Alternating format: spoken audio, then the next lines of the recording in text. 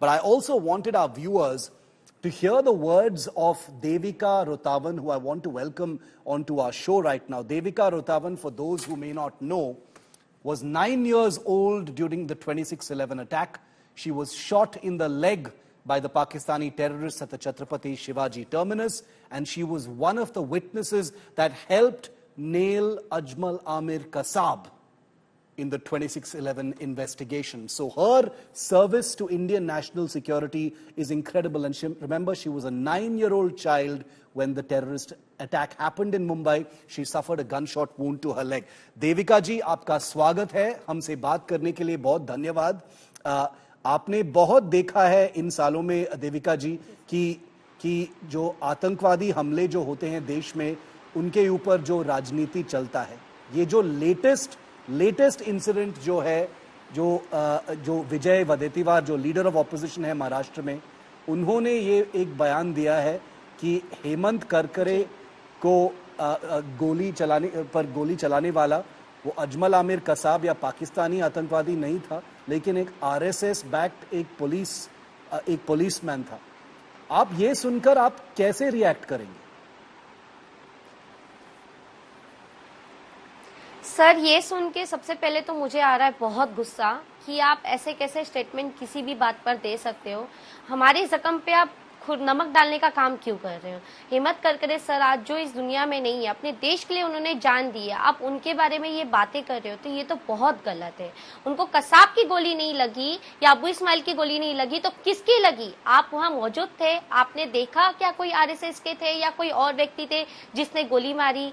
इतना रिपोर्ट आ चुका है, गोली का प्रूफ है, सब कुछ है, तो आप ऐसे कैसे बोल सकते हो? आप अपनी राजनीति रोटी सेकने के लिए हम सभी को खेल क्यों बनाते हो? हमारी भावनाओं के साथ क्यों खेला जाता है ये सब? क्योंकि 26/11 को लेकर पाकिस्तान ने कुछ नहीं किया देविका जी, आपने भी देखा है, कुछ भी एक्शन नहीं लिया गया है। जो लोग जिम्मेदार थे 26/11 के लिए, उनके खिलाफ कुछ भी एक्शन नहीं लिया गया है पाकिस्तान की तरफ से। इंडिया की तरफ से बहुत डॉसियर्स गए हैं, प्रूफ गया है, सबूत गया है, लेकिन वहां पे जो लोग जिम्मेदार थे 26/11 के लिए, वो बिल्कुल जिंदा हैं, ऑपरेशनल अभी भी हैं। ये देखकर क्या आपको लगता है कि ये जो राजनीति चलता है 26/11 को लेकर? जी बिल्कुल, बताइए। जी सर, ये राजनीति आप 26/11 को लेके क्यों कर रहे हो? आज काफी लोग शहीद हुए, काफी लोग मारे गए, उसमें कई लोगों को घायल हुए। आज उस घायल में एक मैं भी हूँ। उन लोगों पे क्या बीतती अगर ये बातें सुनकर? आज जिन्होंने अपने देश के लिए जान दिया है, निकम सर ने अपने देश के लिए लड़े, आप उनके ऊपर ये सब आरोपें लगा रहे हो तो ये गलत है। अगर आपको ये बातें लग रही थी तो आप इतने सालों में कहाँ गायब थे? आज 15 साल होने आए 26/11 को, आप 15 साल बाद आके ये बोलते हो कि कसाब की गोली उनको लगी नहीं, तो किसकी गोली लगी? आप पाकिस्तान वाले के साथ मिल गए हो या पाकिस्तान का आप साथ देते हो? ऑलरेडी पाकिस्तान कभी एक्सेप्ट नहीं करती है कि पाकिस्तान से आतंकवादी 10 भेजा गया था।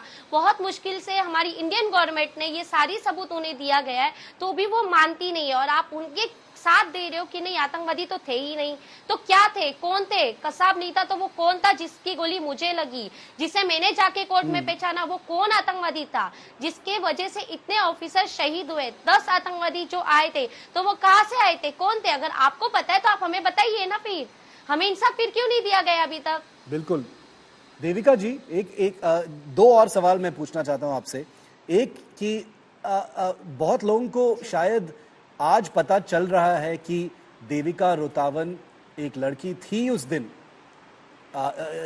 जिसके शरीर पर गोली लगी थी।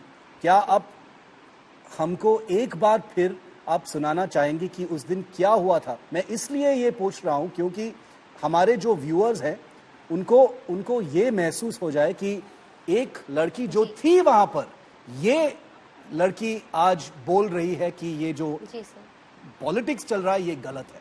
तो सुनाइए कि क्या हुआ था उस दिन आपके साथ। जी सर, 26/11 की रात तो सर मैं कभी भूल नहीं सकती हूँ, ना ही मैं भुला पाऊंगी, क्योंकि मुझे ऐसा लगता है अगर मैंने भुला दिया तो मैंने आतंकवाद को माफ कर दिया, जो कि मैं गलती से नहीं करना चाहूंगी। उस दिन सर मैं मेरे फैमिली के साथ, मेरे पापा, मेरे भाई और मैं, हम तीनों पूना जाने के लिए बैंड्रा से सीएसटी गए थे। सीएसटी में 12 नंबर प्लेटफॉर्म के सामने बैठे, उतने में मेरा भाई बोला मुझे टॉयलेट आया। पापा बोले तो टॉयलेट जाके आ जा, फिर हम टिकट निकाल के जाएंगे। जैसे ही वो टॉयलेट को गया, अचानक से बॉम्ब स्फोट हुआ और गोली फायरिंग होने लगती है। लोग भागने लगते, कुछ समझ में नहीं आ रहा था कि आखिर यहाँ क्या हो रहा है। किसी के पैर पे गोली लग रही है, तो किसी के हाथ पे, तो किसी के सर पे। मैं देखते रह रही हूँ। उतने में मेरे पापा मुझे बोलते कि बेटा यहाँ से चलो, कुछ तो गलत हो रहा है। भागते हम भी, मैं मेरे पापा के साथ भागने की कोशिश करती हूँ, तब एक गोली आके मेरे राइट पैर में लगती है।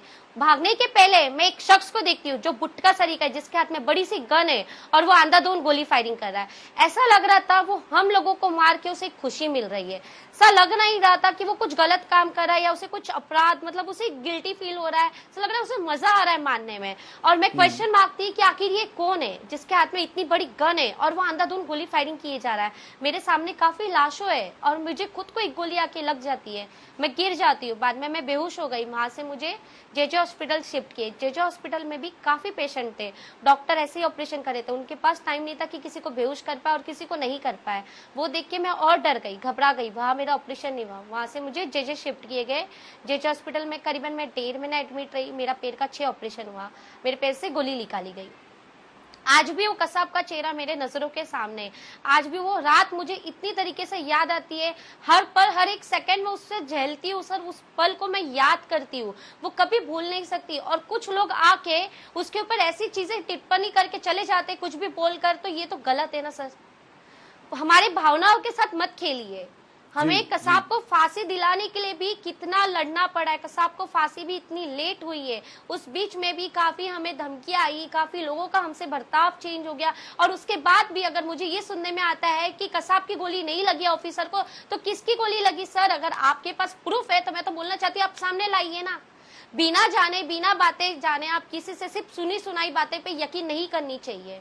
हमारे आप इंडियन गवर्नमेंट पे जो सबूत रखा गया, आप उस पर शक किया जा रहे हैं। और देविका, ये भी एक पॉइंट है कि ये जो सारे बातें हो रही है वो चुनाव के दौरान हो रही है। तो इसलिए मैं एक लास्ट सवाल आपसे पूछता हूँ देविका जी, वो ये है कि अगर आप विजय वडेट्टीवार जो लीडर ऑफ ऑपोजिशन है, जाने माने नेता हैं, कोई स्मॉल टाइम नेता तो नहीं है, बिल्कुल सीनियर वरिष्ठ नेता है कांग्रेस के, अगर वो आपकी बात सुन रहे हैं अभी, आप उनसे डायरेक्टली क्या बोलेंगे?